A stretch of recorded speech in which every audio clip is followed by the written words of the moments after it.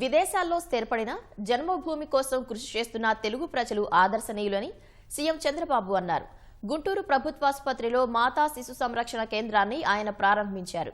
పేద మధ్యతరగతి ప్రజలకు మెరుగైన వైద్యం అందించడమే కూటమి సర్కారు లక్ష్యమని సీఎం చంద్రబాబు వెల్లడించారు. P4 విధానం ద్వారా పేదరికాన్ని రూపుమార్పేందుకు కృషి చేస్తున్నట్లు సీఎం తెలిపారు. ఏమేం కావాలనో వాళ్లకు ఇన్ఫ్రాస్ట్రక్చర్ అంతా క్రియేట్ చేస్తున్నాం.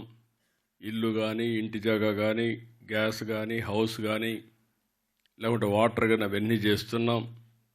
అయినా జీవన ప్రమాణాలు పెరగాలంటే వాళ్ళు కూడా 10 రూపాయలు సంపాదించుకునే మార్గం వస్తే తప్ప ఈ సమాజంలో ఆర్థిక అసమానతలు తగ్గవు.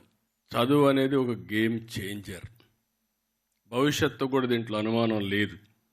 అయితే సరైన సమయంలో ఒక వ్యక్తికి హ్యాండ్ హోల్డింగ్ చేయగలిగితే అతను ఎలాంటి దేశానికి ఆస్తిగా తయారవుతాడో మనం ఊహించలేం. ఆర్థిక అసమానతలు తగ్గించడమే కాకుండా పేదరికం లేకుండా చేయాలి ఫస్ట్ ఫేజ్.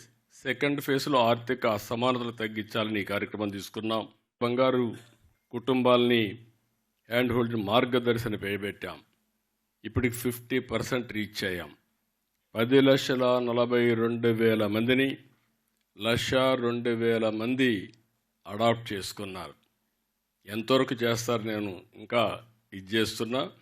ఇది కానీ జరిగితే నిరంతరం ఆర్థిక అసమానతలు తగ్గించే వ్యవస్థకు మనం శ్రీకారం చుట్టాలి. వీళ్ళు ఒకసారి పైకి వెళితే కొంతమంది కిందికి వస్తారు, మళ్ళా హ్యాండ్ హోల్డ్ చేయడం.